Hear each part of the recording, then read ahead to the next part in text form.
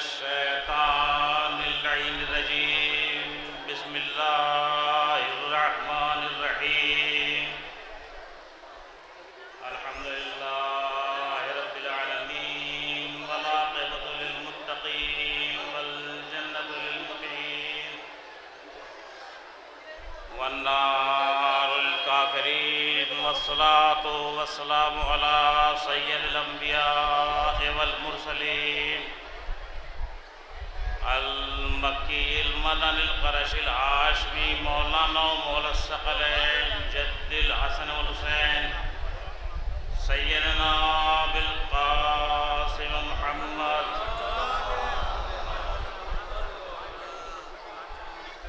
وآل الطيبين الطاهرين المعصومين المظلومين ونعت الدائمة والأعدائهم أجمعين من يومنا هذا إلى يوم الدين أما بعد فقد قال الله تبارك وتعالى في كتابه المبين وهو أصدق الصادقين وقوله الحق بسم الله الرحمن الرحيم إن الدين عند الله الإسلام صلوات محمد وآله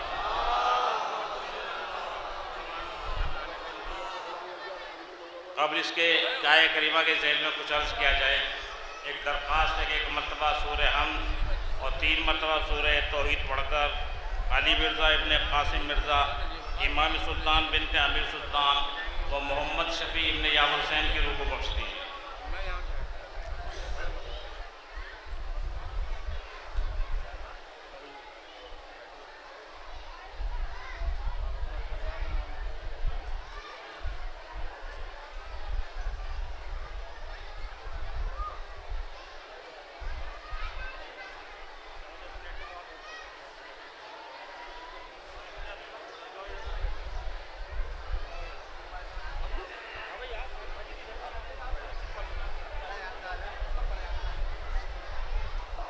ایک سلوات بھی یہ باواز بولا.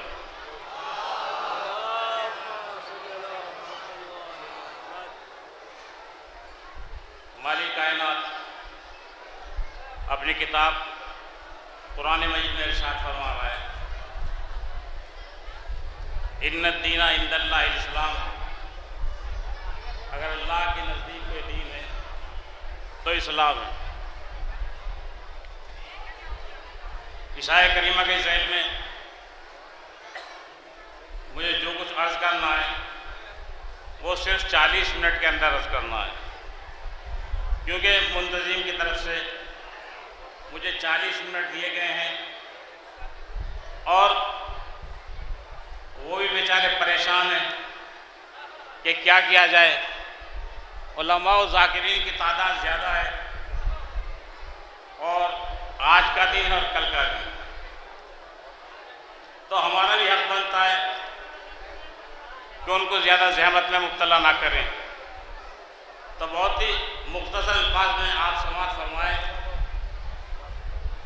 جس طریقے سے آج مختلف ادیان کے ماننے والوں کے درمیان جھگڑا رہتا ہے ویسے ہی اسلام سے پہلے بھی جھگڑا رہتا تھا. اس وقت میں 2 مذاہب کا زیادہ زور تھا, ایک یہودی اور دوسرے عیسائی. یہودی عیسائیوں کے لیے کوئی نہ کوئی فتنہ چھوڑتے رہتے تھے اور عیسائی یہودیوں سے بدلہ لینے کے لیے کوئی نہ کوئی بات کہتے رہتے تھے. یہودیوں نے دیکھا کہ عیسائیت کی جو ابتدا ہے وہ ماں کے ذریعے ہے تو انہوں نے ایک بات زیادہ مشہور کی کہ قیامت میں جب لوگوں کو اٹھایا جائے گا تو باپ کے ساتھ اٹھایا جائے گا. اب چونکہ عیسائیت میں باپ ہے ہی نہیں, جناب مریم کے کوئی شوہر نہیں تھا, لہذا عیسائیوں کو بات بہت بری لگی کہ جب باپ کے ساتھ اٹھایا جائے گا تو عیسیٰ کے تو باپ نہیں ہیں, جب عیسائی نہیں اٹھائے جائیں گے تو ہم کیسے اٹھائے جائیں گے. تو انہوں نے اس کے بدل میں کہا کہ نہیں, ایسی بات نہیں ہے, بلکہ قیامت کے دن ہر شخص ماں کے ساتھ اٹھایا جائے گا.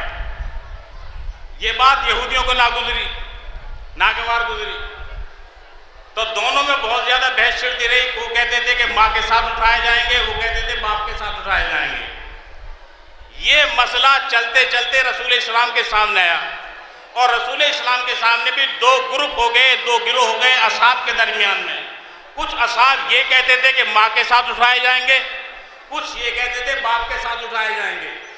دونوں گروہ رسول اسلام کے سامنے حاضر ہوئے اور رسول اسلام سے کہا بتائیے یا رسول اللہ بتائیے کہ ماں کے ساتھ اٹھائے جائیں گے یا باپ کے ساتھ اٹھائے جائیں گے۔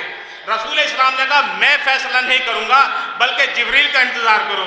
جبریل وحی لے کر آئے، جبریل جب وحی لے کر آئے تو نبی سے کہا اے نبی خدا ان سے کہہ دیجئے نہ ماں کے ساتھ اٹھائے جائیں گے نہ باپ کے ساتھ اٹھائے جائیں گے، بلکہ ہر شخص قیامت کے دن امام کے ساتھ اٹھایا جائے گا۔ جو جیسے امام کے ساتھ ہوگا ویسے اس کا انجام ہوگا۔ اگر جنت امام کے ساتھ ہے تو انسان جنت میں چلا جائے گا، جہنم امام کے ساتھ ہے تو جہنم میں چلا جائے گا۔ صلوات ہے آواز بلند۔ اب جیسا امام ہوگا ویسے ہی انجام ہوگا۔ آپ کے سامنے جناب موسیٰ کی تعلیمات ہیں، ان کا واقعہ ہے کہ جناب موسیٰ کے ساتھ میں 12 قبیلے تھے، اور 12 کے 12 میں سب مومن نہیں،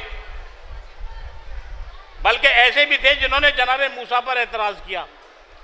اور فرعون کے ساتھ میں سارے ہی برے نہیں تھے، بلکہ ان میں مومن بھی تھا، جس میں قرآن مجید نے کہا ہے کہ رجل مومن من آل فرعون، آل فرعون میں ایک مومن بھی تھا۔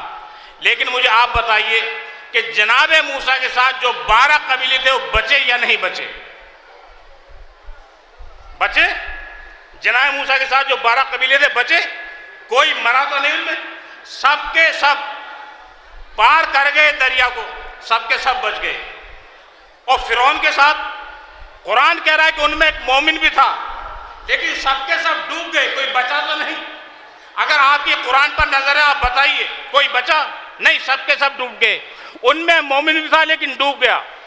یہاں اچھا برا بھی تھا اچھوں کے ساتھ میں، لیکن بچ گیا۔ یعنی معلومہ اللہ فردن نامہ اعمال کو نہیں دیکھتا، بلکہ یہ دیکھتا ہے کیسے امام کے ساتھ چلے آ رہے ہو۔ جیسا امام ہوگا ویسے ہی انجام ہوگا۔ اللہ کا شکر ہے ہم نے اس کو اپنا امام مانا کہ جس نے کائنات میں جس کے لیے دشمن نے اعلان کیا اگر علی نہ ہوتے میں ہلاک ہو جاتا۔ ایک بار نہیں بلکہ 72 مرتبہ اعلان کر کے بتایا۔ تو سوچو میرے دوستو، جو دنیا میں رہ کر اپنے دشمن کو ہلاکت سے بچا لے، کیا آخرت میں چاہنے والوں کو ہلاکت سے نہیں بچائے گا؟ صلوات ہے یہ باواز بلند۔ آئیے تشریف آئیے۔ اب میں آپ کو امام کی ضرورت کیوں ہے اور مولائے کائنات کی ضرورت کیوں پڑے گی، اس کی دلیل دیتا ہوں اصول کافی سے۔ اصول کافی میں روایت موجود ہے، اور علامہ عرفان رضا صاحب موجود ہیں جن کی کافی اس پر عبور حاصل ہے اصول کافی پر۔ اصول کافی میں روایت موجود ہے کہ جس وقت جناب فاطمہ بنت اسد کا انتقال ہوا، مولائے کائنات نبی کے پاس پہنچے۔ نبی اس وقت اصحاب کے ساتھ بیٹھے ہوئے تھے۔ جیسے ہی مولائے کائنات کا اترا ہوا چہرہ دیکھا، نبی نے اپنے گلے سے لگایا اور معلوم کیا یعنی کیا بات ہے؟ تو مولائے کائنات نے کہا کہ میری والدہ کا انتقال ہو گیا۔ اتنا سنتے ہی نبی نے کہا یہ کیوں نہیں کہتے میری والدہ کا انتقال ہوا ہے؟ عظمت جناب فاطمہ بنت اسد کو پہچانیے۔ نبی کہہ رہے مولائے کائنات سے یہ کیوں نہیں کہتے کہ میری والدہ کا انتقال ہوا؟ نبی اٹھے، مولائے کائنات کو ہمراہ لیا، اصحاب بھی ساتھ میں۔ جیسے ہی جناب فاطمہ بنت اسد کے دروازے پر پہنچے، نبی نے کہا کہ مکے کی پاک باز خواتین کو بلایا جائے۔ مکے کی پاک باز خواتین کو بلوایا گیا۔ جب آ گئی خواتین، نبی نے کہا کہ میری والدہ کو غسل و کفن دو، اور جب غسل دے لینا تو مجھ کو خبر کرنا۔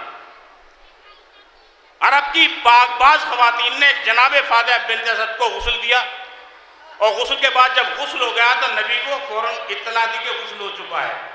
نبی نے اپنا کرتا اتارا اور کرتا اتارنے کے بعد نبی نے اپنا کرتا اتار کر بزرگ خاتون کو دیا کہ یہ میری والدہ کو پہنا دو، یہ میری والدہ کو پہنا دو۔ وہ خاتون نبی کرتا لے کر گئی اور جناب فاطمہ بنت اسد کو پہنا دیا۔ دو سلطان مولائے کائنات کی والدہ کو لے کر چلے، ایک سلطان الانبیاء اور ایک سلطان الاوصیاء، جنازہ لے کر چل رہے ہیں، قبر کے پاس پہنچے۔ نبی نے کہا ابھی جنازے کو دفن نہ کرنا، پہلے میں خود قبر میں لیٹوں گا۔ نبی خود قبر میں لیٹے اور لیٹنے کے بعد جناب فاطمہ بنت اسد کو دفن کرایا۔ جب دفن کرا چکے تو نبی نے اپنا ہاتھ جناب فاطمہ بنت اسد کی قبر پر رکھا اور قبر پر رکھنے کے بعد 3 مرتبہ کہا ابنکے ابنکے ابنکے۔ ابنکے کے معنی یعنی تمہارا بیٹا تمہارا بیٹا تمہارا بیٹا، 3 مرتبہ کہا تمہارا بیٹا تمہارا بیٹا تمہارا بیٹا۔ جیسے ہی نبی نے 3 مرتبہ کہا ابنکے ابنکے ابنکے، اصحاب نے فوراً کہا اے نبی خدا، آج ہم نے پہلی مرتبہ 3 نئے کام دیکھے۔ نبی نے معلوم کیا کون سے 3 نئے کام تھے۔ ایک مرتبہ نبی نے معلوم کیا کون سے 3 نئے کام تھے، تو اصحاب نے کہا ایک مرتبہ کہتے کہ آپ نے اپنا کرتا فاطمہ بنت اسد کو پہنوایا، اس کے بعد قبر میں آپ خود لیٹے، اس کے بعد تعویذ قبر پر ہاتھ رکھنے کے بعد آپ نے کہا ابنکے ابنکے ابنکے۔ یہ 3 کام آپ نے نئے آج کیوں کیے؟ ایک مرتبہ نبی نے کہا کرتا میں نے اس لیے پہنوایا کہ کوئی معمولی خاتون نہیں ہے، ارے دنیا کی عورتیں محشر میں دنیاوی کفن پہن کر آئیں گی، یہ میری ماں ہے، میرا کرتا پہن کر آئے گی۔ یہ کوئی معمولی خاتون نہیں ہے، معمولی عورت نہیں ہے، بلکہ میری ماں ہے، میرا کرتا پہن کر آئے گی۔ پھر اصحاب نے معلوم کیا آپ قبر میں پہلے کیوں لیٹے؟ ایک مرتبہ نبی نے کہا میں نے قبر سے بتا دیا ہے کہ آنے والی عورت کوئی اور نہیں ہے بلکہ علی کی ماں ہے جو ابو تراب ہے، یہ ابو تراب کی ماں ہے۔ ایک قبر ذرا ہوشیار رہنا کسی طرح کوئی اذیت نہ ہو جائے۔ اور تیسری مرتبہ نیا کام کیا، آپ نے تعویذ قبر پر ہاتھ رکھ کے کہا ابنکے ابنکے ابنکے، آپ کا بیٹا آپ کا بیٹا آپ کا بیٹا۔ تو نبی نے کہا جس وقت منکر و نکیر آئے، فرشتے سوال کرنے کے لیے آئے، تو انہوں نے اللہ کے بارے میں سوال کیا، انہوں نے کہہ دیا وحدہ لا شریک میرا خدا ہے۔ جب نبی کے بارے میں سوال کیا انہوں نے میرا نام لے دیا، لیکن جیسے ہی امام کے بارے میں سوال کیا اب فاطمہ بنت اسد جھجکنے لگی، ارے وہ تو میرا ہی بیٹا ہے، کون سا لقب لوں، کون سا خطاب لوں؟ ارے فاطمہ بنت اسد جھجک رہی تھی۔ ایک مرتبہ میں نے کہا ارے ماں کے لیے بیٹا بیٹا ہی ہوتا ہے، چاہے وزیر اعظم ہو جائے چاہے صدر ہو جائے، لیکن بیٹا بیٹا ہی ہوتا ہے۔ جیسے ہی سوال کیا فرشتوں نے تمہارا امام کون ہے تو جھجک رہی تھی، میں نے کہا فوراً اپنے بیٹے کا نام لو، اپنے بیٹے کا نام لو، اپنے بیٹے کا نام لو۔ 3 مرتبہ نبی نے کہا ابنکے ابنکے ابنکے، تمہارا بیٹا تمہارا بیٹا تمہارا بیٹا۔ ارے سوچئے کون خاتون ہے؟ فاطمہ بنت اسد، جس کو نبی نے اپنا کرتا پہنوایا، جس قبر میں خود لیٹے، جس نے اسلام کو پالا، جس نے بانی اسلام کو پالا، ایسی خاتون فاطمہ بنت اسد۔ لیکن جب قبر میں گئی تو علی کے بغیر کام نہ چلا۔ ارے توجہ دیئے، سوچئے، ارے سوچو جب علی کی ماں کا کام علی کے بغیر نہ چلا تو تمہاری ماں کا کام علی کے بغیر کیسے چلے گا؟ صلوات بھیجئے محمد و آل محمد۔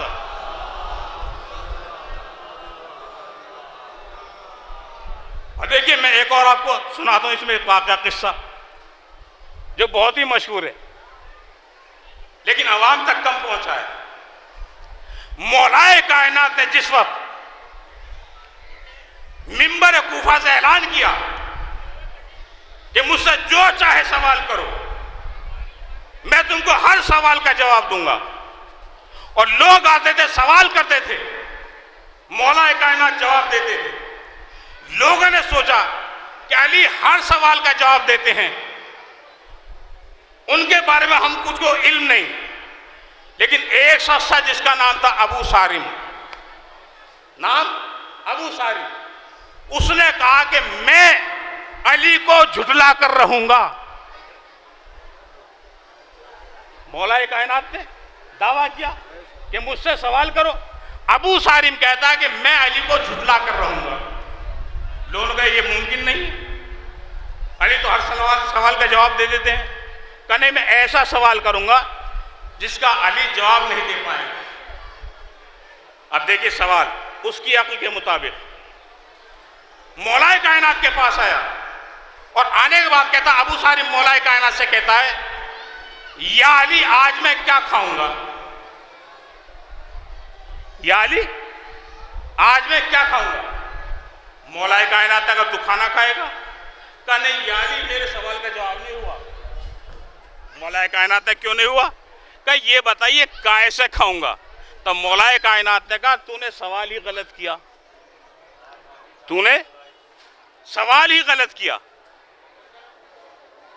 تو مجھ سے یہ سوال کرتا کہ میں آج کیسے کھانا کھاؤں گا, کیسے روٹی کھاؤں گا, تو میں تجھ کو وہی جواب دیتا کہ یا علی اب بتا دیجیے, آج وقت بتا دیجیے آپ. تو اس نے سوال کیا, بتائیے یا علی میں آج کھانا کس چیز سے کھاؤں گا.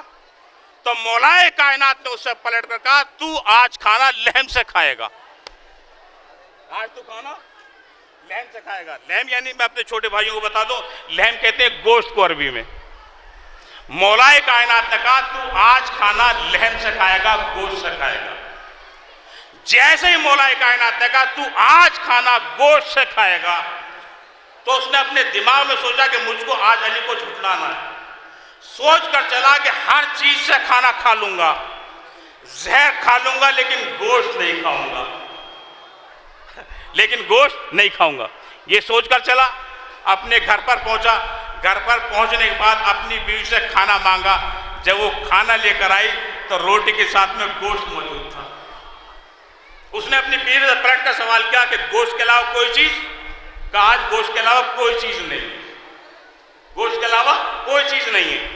لیکن وہ تو دل میں سوچ چکا تھا کہ زہر کھا لوں گا لیکن گوشت نہیں کھاؤں گا. بیوی سے معلوم کیا اور کوئی چیز؟ کا کوئی چیز نہیں ہے. روٹی کو چھوڑا, اٹھا. اٹھنے کے بعد برابر میں پڑوسی کے گھر گیا. پڑوسی کے گھر پر جا کر دق الباب کیا, اور دق الباب کرنے کے بعد اس سے سوال کیا کہ بھائی مجھ کو کھانا کھانا ہے, آپ کے گھر پہ کوئی چیز پکی ہو تو مجھ کو دے دیجیے. پڑوسی گھر میں گیا. اب جو سالن لے کر آیا تو وہی سامنے گوشت تھا, سامنے پھر وہی گوشت. ان نے گوشت کو دیکھا کہ نہیں مجھ کو یہ نہیں کھانا. پڑوسی کو واپس کر دیا. آگے مکان میں گیا. آگے مکان میں پھر جا کر دق الباب کیا, پھر وہی سوال کیا کہ مجھ کو کھانا کھانا ہے, جو آپ کے یہاں پکا ہو لا دیجیے. پڑوسی کے یہاں سے پھر دوبارہ سوال کیا. جب وہاں سے کھانے کے لیے سالن آیا تو وہ بھی گوشت. دوسرے مکان میں پہنچا, تیسرے مکان پہ, چوتھے مکان پہ, 7-8 مکان اور پہنچا. یہاں تک کہ اپنے محلے سے دور پہنچا, اور دور پہنچنے کے بعد جا کر رات کا وقت ہو چکا تھا, زیادہ رات ہو چکی تھی. جا کر دق الباب کیا, اور دق الباب کرنے کے بعد جب وہ عرب اٹھ کر آیا تو اس سے سوال کیا بھائی مجھ کو کھانا کھانا ہے, اگر آپ کے یہاں کوئی چیز پکی ہو تو لے آئیے. اب دیکھیے یہ تاریخ بتاتی ہے کہ جس دروازے پر گیا وہیں پر گوشت تھا. اب یا تو ہر جگہ گوشت ہی تھا, یا یہ مولائے کائنات کا اعجاز تھا کہ سبزی کچھ بھی ہو وہ گوشت میں تبدیل ہو جاتی تھی. بھائی جس طریقے سے نبی نے اپنے ہاتھ میں کھجور کی لکڑی کو لے لیا تھا جنگ بدر میں, اور وہ تلوار بن گئی تھی, تو مولائے کائنات کے لیے معجزہ کیا مشکل تھا. رات زیادہ بڑھ گئی. جا کر دق الباب کیا, عرب نکلا. کہا بھائی کیا بات ہے؟ کہا مجھ کو کھانا کھانا ہے, جو آپ کا سالن پکا ہو تو دے دیجیے. اس نے لا کر دیا تو وہی سامنے گوشت. یہ دل میں سوچ چکا تھا کہ مجھ کو آج علی کو جھٹلانا ہے, لیکن یہاں رات بڑھ چکی تھی. ہر انسان کی ذہنیت ایک سی نہیں ہوتی, ہر انسان کا مزاج ایک سا نہیں ہوتا, مختلف مزاج کے ہوتے ہیں. کوئی ٹھنڈے مزاج کا ہوتا ہے, کوئی گرم مزاج کا ہوتا ہے. رات زیادہ بڑھ چکی تھی. اب جو گوشت لے کر آیا عرب, اس نے جیسے گوشت کو دیکھا منہ پھرا کر چلنے لگا. اس نے فوراً پیچھے سے گردن کو پکڑا, اور گردن کو پکڑنے کے بعد کہا جاتا کہاں ہے, جاتا کہاں ہے؟ کہ مجھ کو یہ گوشت نہیں کھانا. اس نے کہا نہیں یہ میرے سالن کی توہین ہے, جب تو نے رات کو مجھے اٹھایا ہے اب تو تجھ کو یہی کھانا پڑے گا, اب تجھ کو یہی کھانا پڑے گا. اگر نہیں کھایا تو فوراً تلوار کے دستے پر ہاتھ رکھا, تلوار کو نکالا, نہیں کھاتا تیرے 2 ٹکڑے کر دوں گا. یہ سوچ کر آیا تھا. یہ سوچ کر آیا تھا کہ مجھے گوشت نہیں کھانا چاہیے، زہر کھا لوں۔ اب اس نے تلوار نکالی، میرے سالن کی توہین کرتا ہے، رات کو تو نے مجھے اٹھایا، اب تو تجھے یہی کھانا ہوگا۔ اب بیٹھ گیا سر کو جھکا کر، جب موت نظر آئی بیٹھ گیا سر کو جھکا کر، ایک ایک لقمہ کھاتا جاتا ہے۔ علی یاد آتے جاتے ہیں۔ میں نے کہا تھا آج علی کو جھٹلا کر رہوں گا، جیسے لقمہ کھاتا ہے علی کو یاد کرتا ہے۔ جب کھانا کھا کر اٹھ گیا تو ایک مرتبہ عرب تو الگ کھڑا ہو گیا، کھڑے ہو کر اعلان کرتا ہے، ارے قسم ہے اس اللہ کی جس نے میرے جسم میں جان کو ڈالا، ہر ایک کو جھٹلایا جا سکتا ہے لیکن علی کو نہیں جھٹلایا جا سکتا۔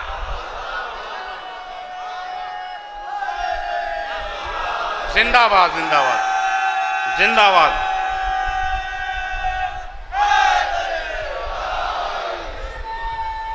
زندہ باد۔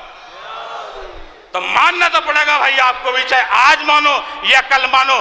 آج مان لو گے صفات و کمالات سن کے مانو گے، کل کو مانو گے امام زمانے کی تلوار کے سامنے مانو گے۔ صلوات بھیجئے محمد و آل محمد پر۔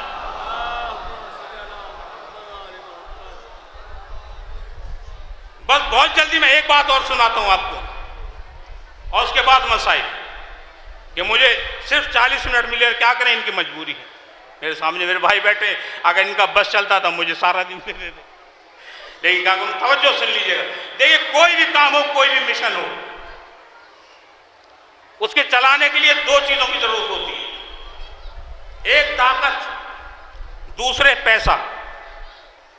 اللہ نے بھی اپنے نبی کو دونوں ہی چیزیں دے کر بھیجا کہ تم کو اسلام پھیلانا ہے تو دو ہی طرح کی چیزیں میں آپ کے ساتھ کیے دیتا ہوں، طاقت، پیسہ۔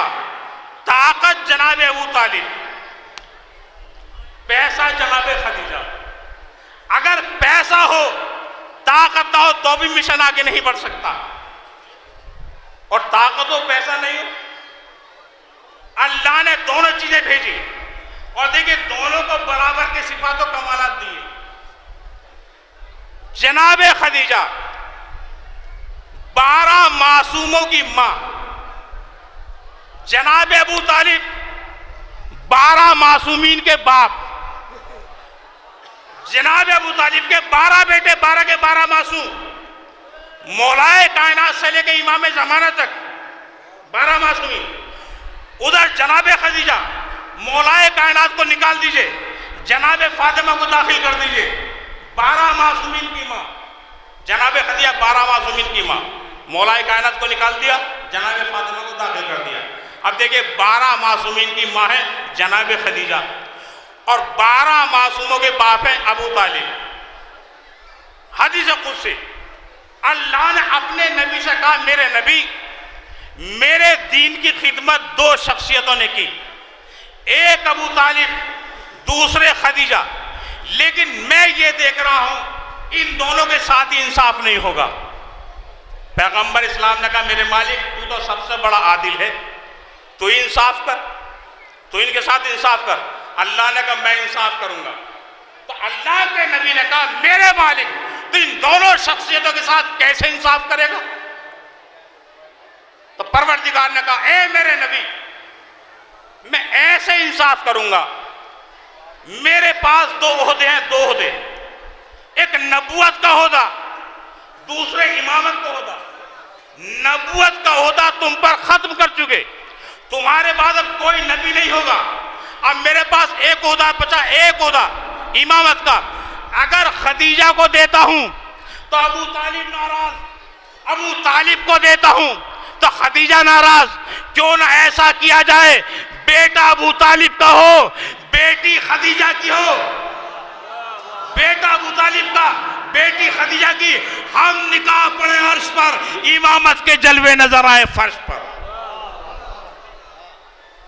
اب دیکھیں تاریخ کی ستم ظریفی، تاریخ کی ستم ظریفی، جناب خدیجہ 12 معصومین کی ماں، 12 معصومین کی ماں، عربی میں کہتے ہیں ماں کو، ام المومنین یعنی مومنین کی، مومنین کی ماں، کہتے ہیں ماں کو۔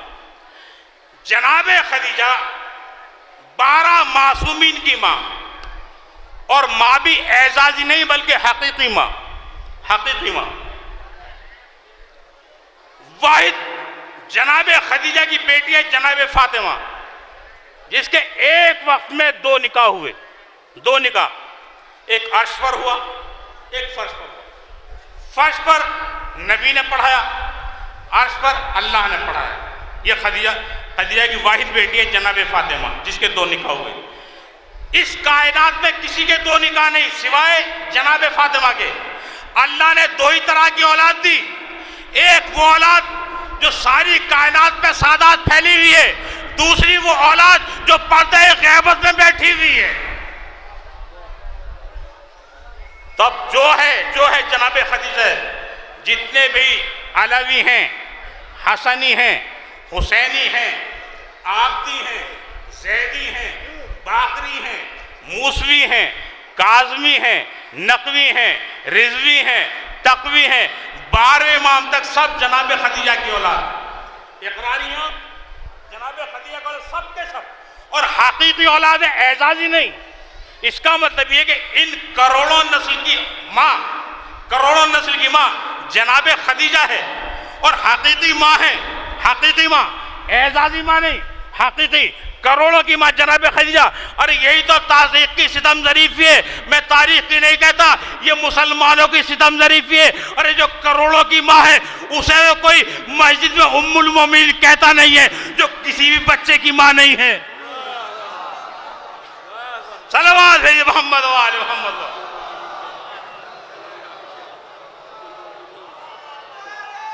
جزاک اللہ۔ دیکھیے تاریخ کو پڑھیے، اس کائنات میں 2 باپ۔ رسول کی حدیث کہتی ہے کہ جو بچہ پیدا ہوتا ہے وہ فطرت اسلام پر پیدا ہوتا ہے۔ ماں باپ اس کو جیسے ہوتے ہیں اس کو اپنے مذہب پر لے آتے ہیں۔ یہودی ہے تو یہودی بنا دیتے ہیں، سکھ ہے تو سکھ بنا دیتے ہیں، ہندو ہے تو ہندو بنا دیتے ہیں، مسلمان تو مسلمان بنا دیتے ہیں۔ جیسے تربیت کرنے والے ہیں ماں باپ ہیں، ویسے ہی بچہ ہو جائے گا۔ حالانکہ ہر بچہ مسلمان پیدا ہوتا ہے، ہر بچہ مسلمان پیدا ہوتا ہے، لیکن ماں باپ اس کو یہودی و نصرانی اپنے مذہب پر لے جاتے ہیں۔ تاریخ میں 2 باپ، ایک ابو طالب، دوسرے ابو سفیان۔ ابو طالب کے 2 بچے جن کی پرورش کی، ایک نبی بنا، دوسرا امام بنا۔ ابو سفیان نے 2 بچوں کی پرورش کری، ایک اب معاویہ بنا، دوسرے یزید بنا۔ اب آپ تاریخ سے پوچھئے، ہر بچہ ویسی تربیت پاتا ہے جیسے اس کے ماں باپ ہوتے ہیں۔ میں آپ کو کسی کتاب سے ثبوت نہیں دوں گا، کتاب سے ثبوت نہیں، بلکہ ثبوت ہے آپ کی جیب میں موبائل ہوگا، سرچ کر کے دیکھ لیجئے گا۔ ارے تاریخ میں پڑھیے گا کہ پاکستان کا سب سے پہلا وزیر خارجہ، فورن منسٹر، ودیش منتری سر ظفر اللہ خان، جب سر ظفر اللہ خان جس وقت میں محمد علی جناح کا انتقال ہوا، ان کی نماز جنازہ پڑھائی جا رہی تھی۔ آپ موبائل پہ دیکھ لیجئے گا، نیٹ پہ دیکھ لیجئے گا، میں کتاب کا حوالہ نہیں دوں گا، آپ اپنی جیب سے معلوم کیجئے گا۔ سر ظفر اللہ خان جس وقت محمد علی جناح کا نماز جنازہ پڑھائی جا رہی تھی، سر ظفر اللہ خان نہیں گئے نماز جنازہ پڑھنے۔ ان سے صحافیوں نے سوال کیا، ان سے اخبار والوں نے سوال کیا، بھائی آپ نے محمد علی جناح کی نماز جنازہ کیوں نہیں پڑھی، آپ نماز جنازہ پڑھنے کیوں نہیں گئے؟ تو سر ظفر اللہ خان نے کہا میرا مذہب اور ہے، اس کا مذہب اور ہے۔ بھائی توجہ دیجئے گا، ارے میں نماز جنازہ کیوں پڑھوں، اس کا مذہب اور ہے، میرا مذہب اور ہے۔ سر ظفر اللہ خان مرزائی مذہب کے تھے، مرزائی مذہب کے۔ انہوں نے کہا میں اس کی نماز جنازہ نہیں پڑھوں گا، میرا مذہب اور ہے، اس کا مذہب اور ہے۔ ارے مل گئی دلیل، جس کا الگ مذہب ہوتا ہے وہ نماز جنازہ نہیں پڑھتا۔ توجہ دیجئے گا، جس کا مذہب الگ ہوتا ہے وہ نماز جنازہ نہیں پڑھتا۔ اب تاریخ سے سوال کیجئے نبی کی نماز جنازہ میں کون کون موجود تھا، کون کون سقیفہ میں بیٹھا ہوا تھا؟ صلوات ہے یہ محمد و آل محمد۔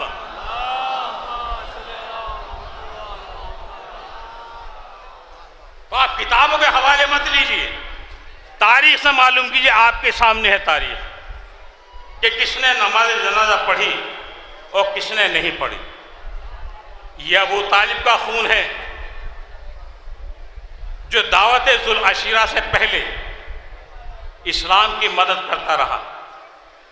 اعلان رسالت ہے، اعلان نبوت ہے دعوت ذوالعشیرہ میں، لیکن جس نے نبی کو اپنی آغوش میں پالا، شعب ابی طالب میں جس نے پرورش کی، وہ اعلان رسالت سے پہلے اسلام کو پال رہا تھا.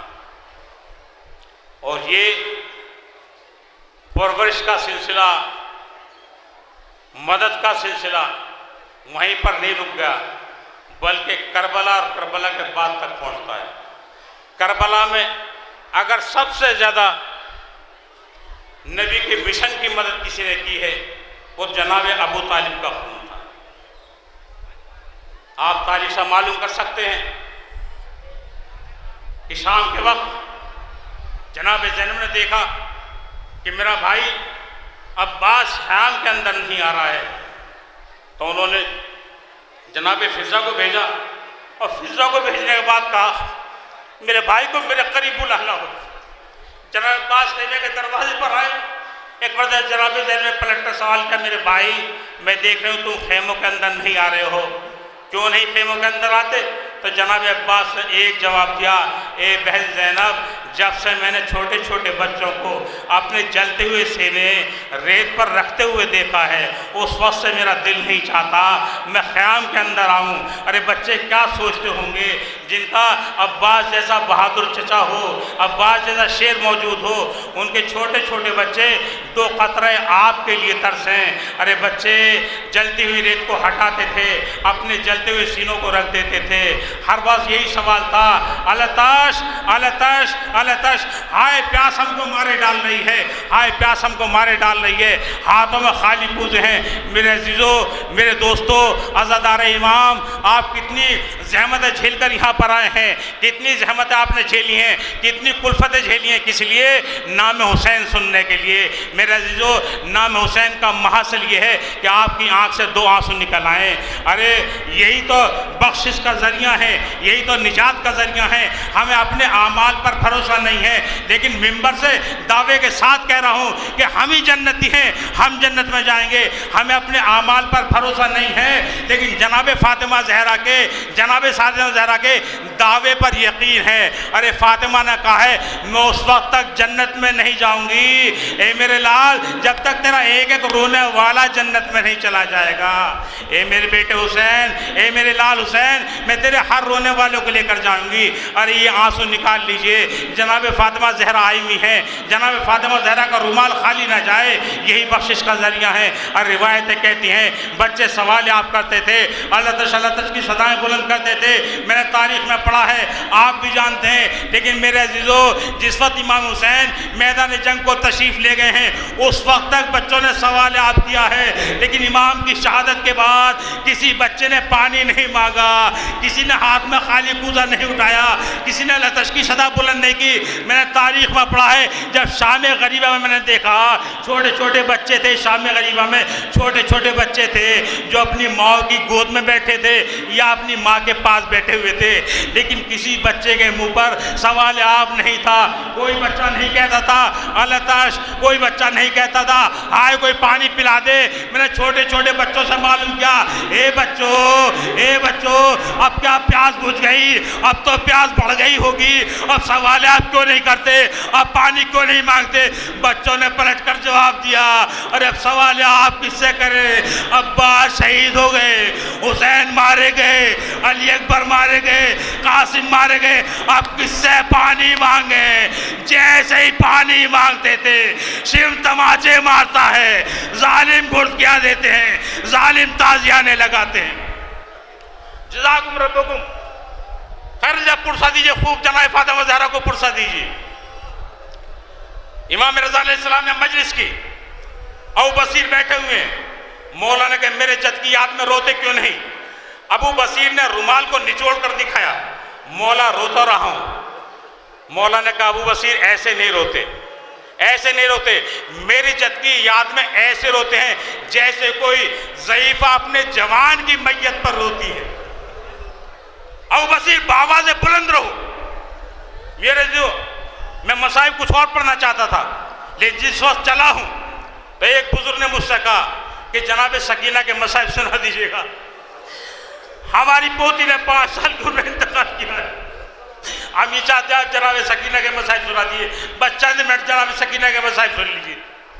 روایت کہتی جب دربار یزید میں بچی پہنچی ہے، یزید نے دیکھا ایک چھوٹی سی بچی ہے جو کبھی اپنے پیروں پر کھڑی ہو جاتی ہے، کبھی پنجوں پر کھڑی ہو جاتی ہے، کبھی اپنا ہاتھ گلے پر رکھ لیتی ہے، کبھی چھوٹا سا ہاتھ چہرے پر رکھ لیتی ہے۔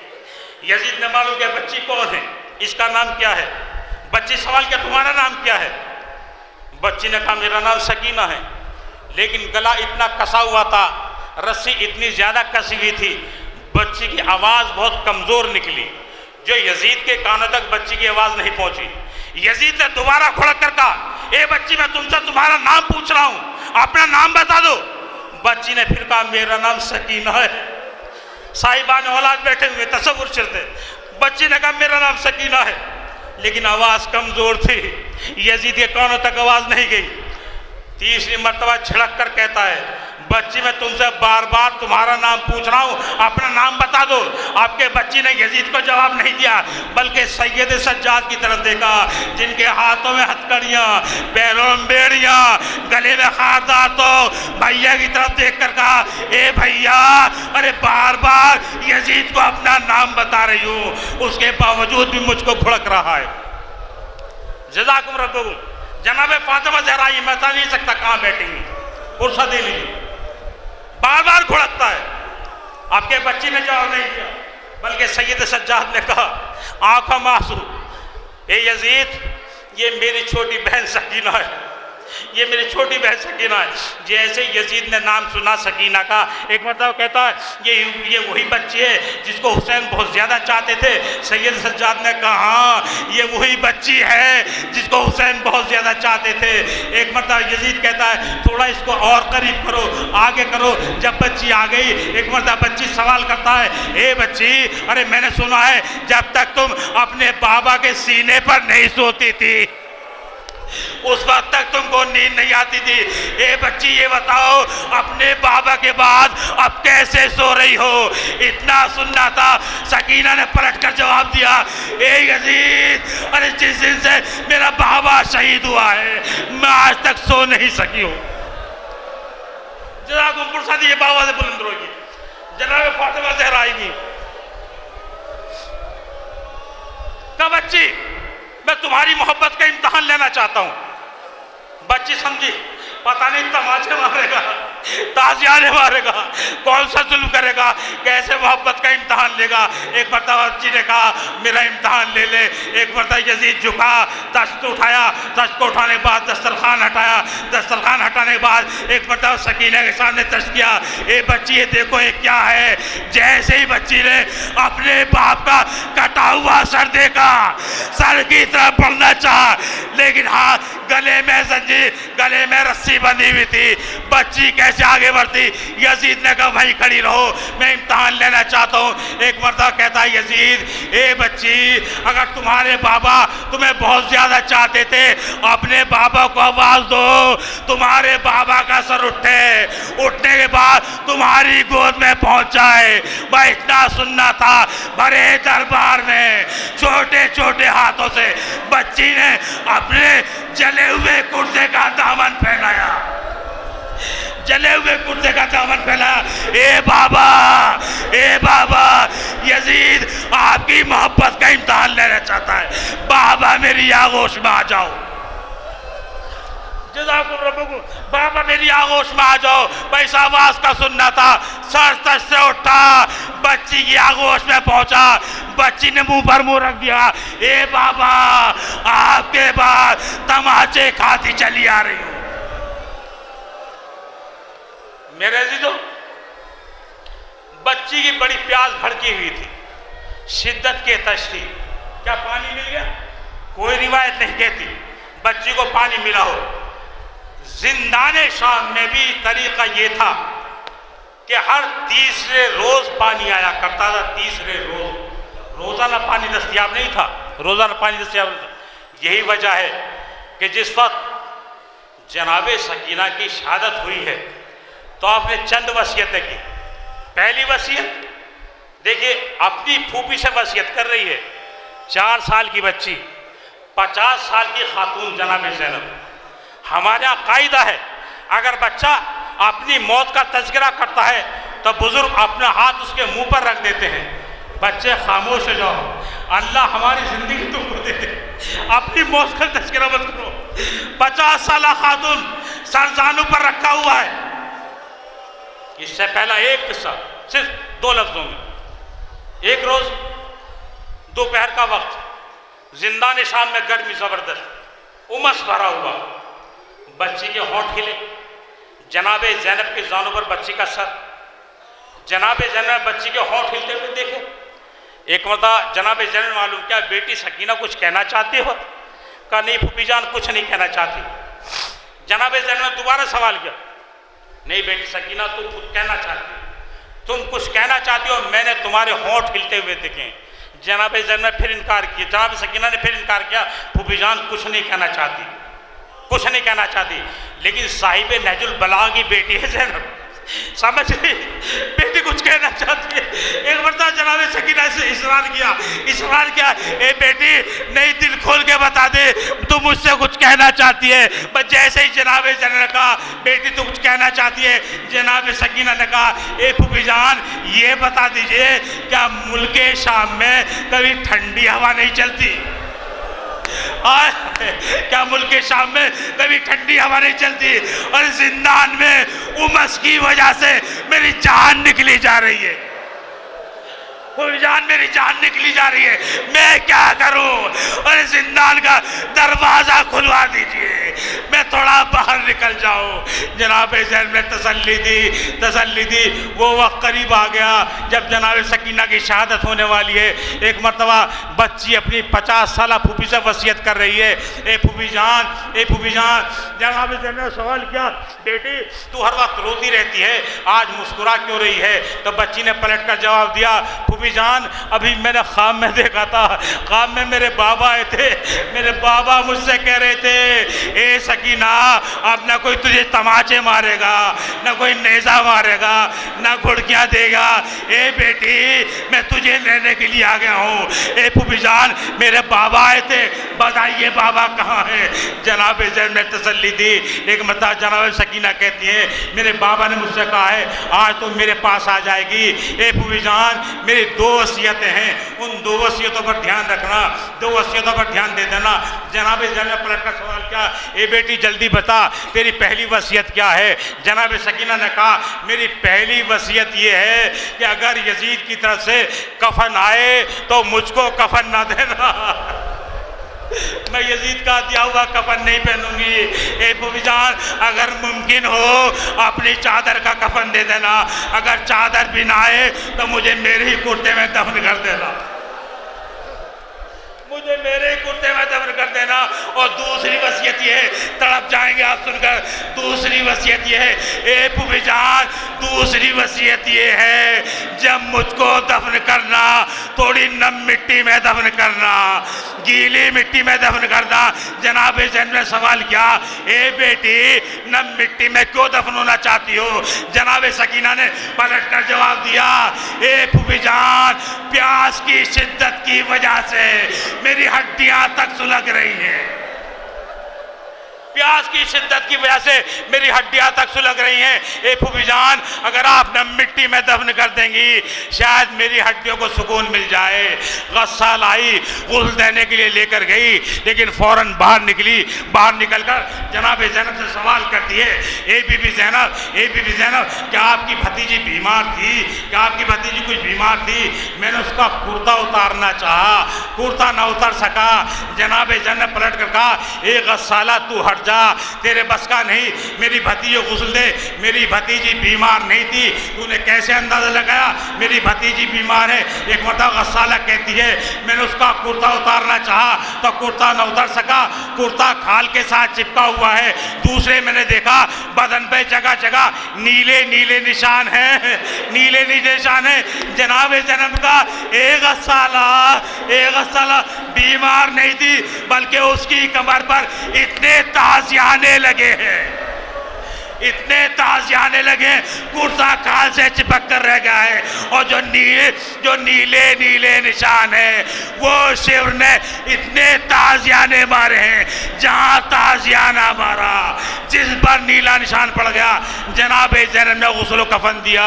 غسل و کفن کے بعد سید سجاد کو آواز دی، اے بیٹا سید سجاد اپنی بہن کو دفن کر دو۔ سید سجاد اٹھے، ہاتھوں میں ہتھکڑیاں پیروں میں بیڑیاں، ایک مرتبہ بہن کے جنازے کو لے کر چلے، قبر کے پاس پہنچے، اس تاریکی میں قبر سے دو ہاتھ نمودار ہوئے، اے بیٹا سید سجاد لا میری بیٹی کو مجھے دے دے، میں اس کا انتظار کر رہا ہوں، اس نے بڑے تماشے کھائے ہیں، بڑے تازیانے کھائے ہیں۔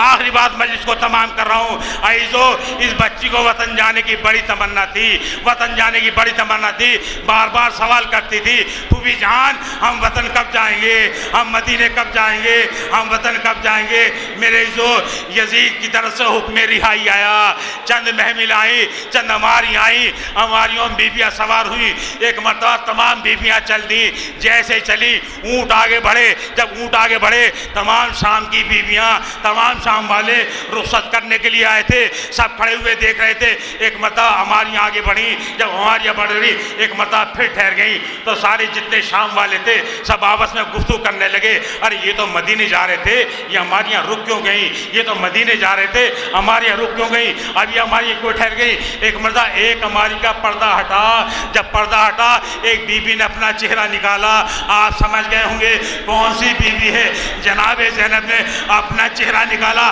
اور چہرہ نکالنے کے بعد کہا اے شام کی بی بی ہو، مجھے بھیا نے ایک امانت سپرد کی تھی، بھیا نے کہا تھا اے زینب میری امانت سے خبردار رہنا، میں بھیا کی امانت کو بھیا تک نہیں پہنچا سکی، اے بی بی ہو وہ امانت یہی قید خانے میں دفن ہے، اے بی بی ہو میں ایک تم سے نصیحت کر کے جا رہی ہوں، جب شام ہو کوئی بی بی آ جانا، قید خانے میں آنے کے بعد میری بچی کے سرانے ایک شمع روشن کر دینا، میری بچی تاریکیوں سے بڑی ڈرتی ہے، اندھیروں سے بڑی ڈرتی ہے، اگر شمع جلا دو گی یہ تاریکی سے نہیں گھبرائے گی۔ بھائی اتنا کہنا تھا، ایک مرتبہ جناب زینب نے کہا اے بیٹی سکینہ الوداع، اے بیٹی سکینہ میں جا رہی ہوں۔ قبر سے آواز آئی اے پھوپھی جان جب مدینے پہنچنا میری بہن سغرا سے میرا سلام کہہ دینا،